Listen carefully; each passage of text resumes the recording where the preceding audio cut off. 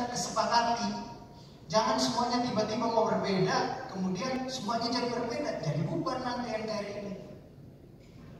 Makanya kemudian perjanjian tertinggi kita, saya mau mengatakan bahwa perjanjian tertinggi kita sebagai rakyat Indonesia, saya nggak mau bilang Undang-Undang Dasar 45. Kalau UUD 45 bayangan Bapak itu terlalu politis, terlalu jauh.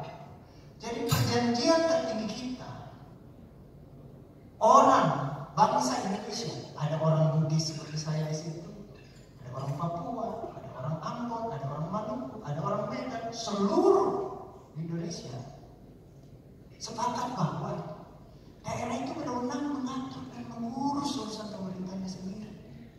Bisa berbeda-beda, tetapi harus ada bingkai hukum. Harus ada bingkai hukum, katanya. Bingkai hukum yang membingkai itu, yang juga kita sepakati bersama melalui wakil-wakil kita yang kita pilih melalui parlemen dengan presiden yang kita pilih. Bingkai hukum itu adalah undang-undang. Jadi tidak bisa daerah Sulawesi Selatan, daerah Papua, Maluku, karena otonomi daerah semuanya mengatur menurut kehendaknya masing-masing, tidak bisa begitu. Harus ada bingkai hukum yang ada dengan undang-undang. Lahirlah undang-undang pemerintahan daerah, lahirlah undang-undang pemilihan kepala daerah, lahirlah berbagai macam undang-undang, berbagai macam undang-undang yang membingkai. Tapi kesepakatan rakyat Indonesia tidak sampai di situ. Rakyat Indonesia juga mengatakan bahwa itu bukan hanya itu loh. Ketika Indonesia merdeka, sudah ada daerah yang menyatakan dirinya bergabung dengan NKRI. Padahal daerah itu punya pemerintahan sendiri, punya penduduk sendiri, punya wilayah sendiri. Tapi dia menyatakan bergabung dengan NKRI. Situ. Yang inilah yang tadi dijelaskan oleh Bapak Wagub. Inilah Yogyakarta. Oh, kalau begitu, ini namanya daerah istimewa.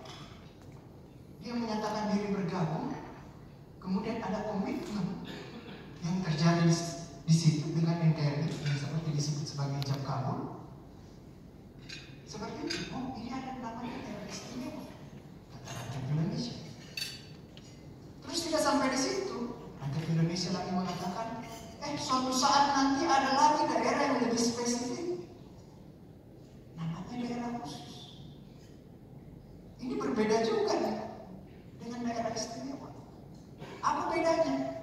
Kata rakyat Indonesia, daerah khusus itu suatu saat daerah itu karena ada kebutuhan negara atau kebutuhan daerah itu yang disetujui oleh negara, maka daerah itu bisa menjadi daerah khusus.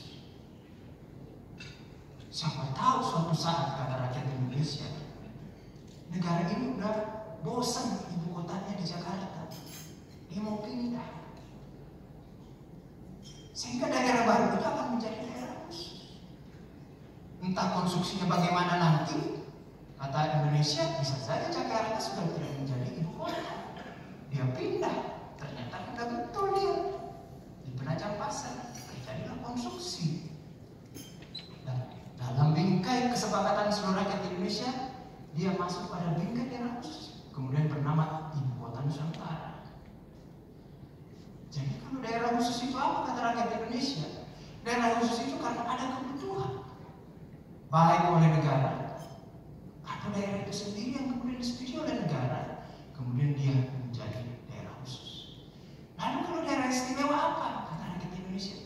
Ya yang tadi, ukurannya adalah ketika denyut jantung daerah itu, detak jantung sejarah daerah itu masih terus dipertahankan terus oleh daerah itu, maka daerah itu akan menjadi istimewa. Ketika Yogyakarta bergabung dengan NKRI, membawa setumpuk sejarah di belakangnya, kemudian menyatakan diri bergabung sama NKRI, ketika detak jantung sejarah dan denyut sejarah itu terus kemudian dipertahankan, maka daerah itu menjadi daerah istimewa. Jadi kalau saya ditanya, apakah kemungkinan masih ada daerah istimewa di Indonesia? susah sekali. Ini persoalan denyut jantung dan detak sejarah. Mengumpulkan detak jantung dan denyut jantung sejarah itu, nampaknya Jogja yang paling bertahan di situ. Tapi kalau daerah khusus, kemungkinan masih banyak, masih bisa tumbuh daerah khusus baru. Jakarta, ketika tidak lagi menjadi ibu kota negara, maka bisa tetap menjadi daerah khusus. Kata rakyat Indonesia, kasih jadi daerah khusus saja, bukan daerah khusus ibu kota. Tapi daerah khusus misalnya kawasan perekonomian nasional. Jakarta akan tetap bisa menjadi daerah khusus. Bisa seperti itu. Tapi kalau daerah istimewa, nampaknya ini cuma Jogja aja. Seperti itu. Lalu bagaimana kemudian komitmen keistimewaan ini dimaknakan dalam perjanjian tertinggi rakyat Indonesia yang bernama Undang-Undang Dasar 45? Kata rakyat Indonesia bahwa negara harus mengakui dan menghormati keistimewaan dan kekhususan sebuah daerah. Kata rakyat Indonesia itu. Siapa rakyat Indonesia itu? Ada orang Papua, ada orang Bali, ada orang Maluku, Ambon, seluruh 17.000 pulau. Dia mengatakan dalam pasal 18 UUD 45, negara harus mengakui dan menghormati. Kenapa dia tulis negara harus mengakui dan menghormati, Bapak-bapak Ibu? Karena rakyat Indonesia sadar tiap 5 tahun negara itu bisa berubah orangnya, Pak. Tiap 5 tahun bisa berubah, Pak. Tiba-tiba muncul hasil pemilu baru, lain lagi di pikirannya. Yang kemudian dia tiba-tiba terpilih jadi presiden, jadi wakil presiden, jadi menteri, jadi gubernur, bupati, kepala daerah, dan seterusnya. Tiba-tiba petantang-petenteng, saya nggak mau ada daerah khusus, saya nggak mau daerah istimewa. Kata rakyat Indonesia, nggak bisa begitu. Ketika kamu sebelum dilantik menjadi presiden, wakil presiden, gubernur, bupati, wali kota, anggota DPRD, kamu harus bersumpah akan menjalankan perjanjian tertinggi seluruh rakyat Indonesia, di mana di dalamnya bahwa Anda harus mengakui dan menghormati keistimewaan sebuah daerah.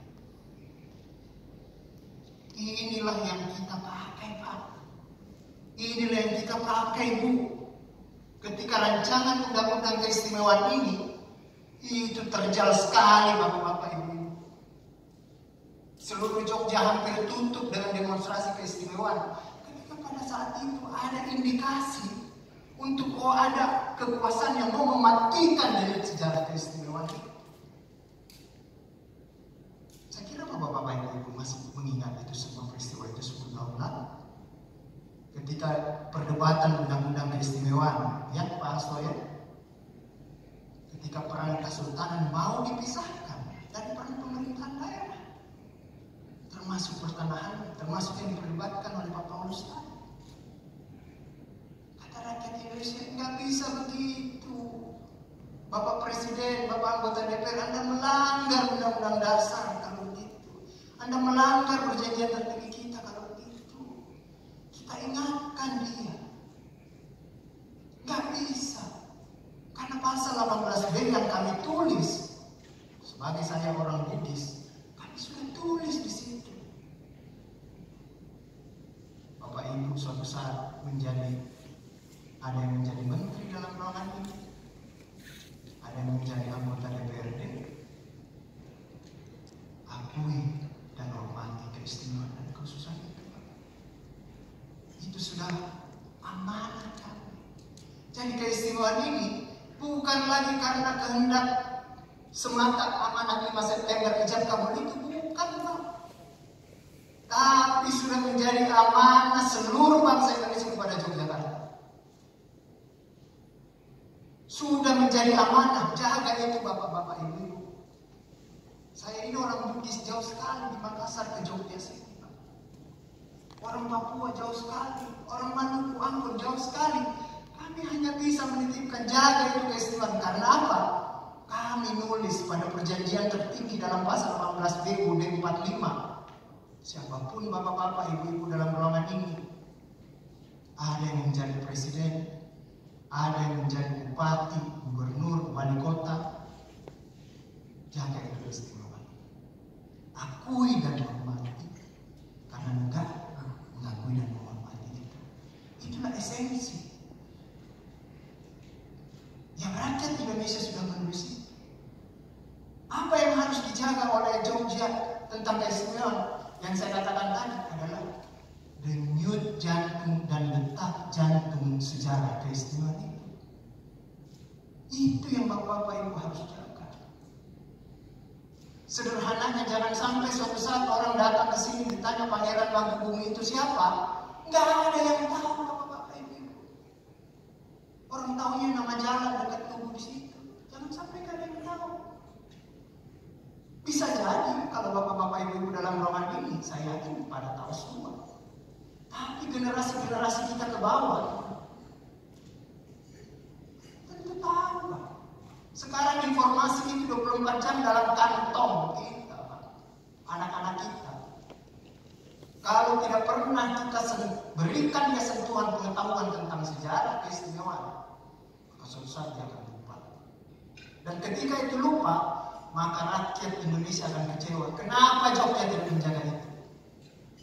Kenapa Jogja tidak memelihara sejarahnya? Dan memberikan informasi. Makanya saya berpikiran kalau ada tadi rektor UGM, saya akan mengusul kepada beliau bahwa di UGM itu harus ada mata kuliah dasar, mata kuliah wajib tentang keistimewaan. Itu penting untuk mereka tahu. Jangan sampai baru 1 jam baca teori kontrak sosial di perguruan tinggi, tiba-tiba keluar langsung menentang kerajaan. Singkat cerita, dalam waktu yang sempit ini, banyak buku yang saya baca tentang keistimewaan.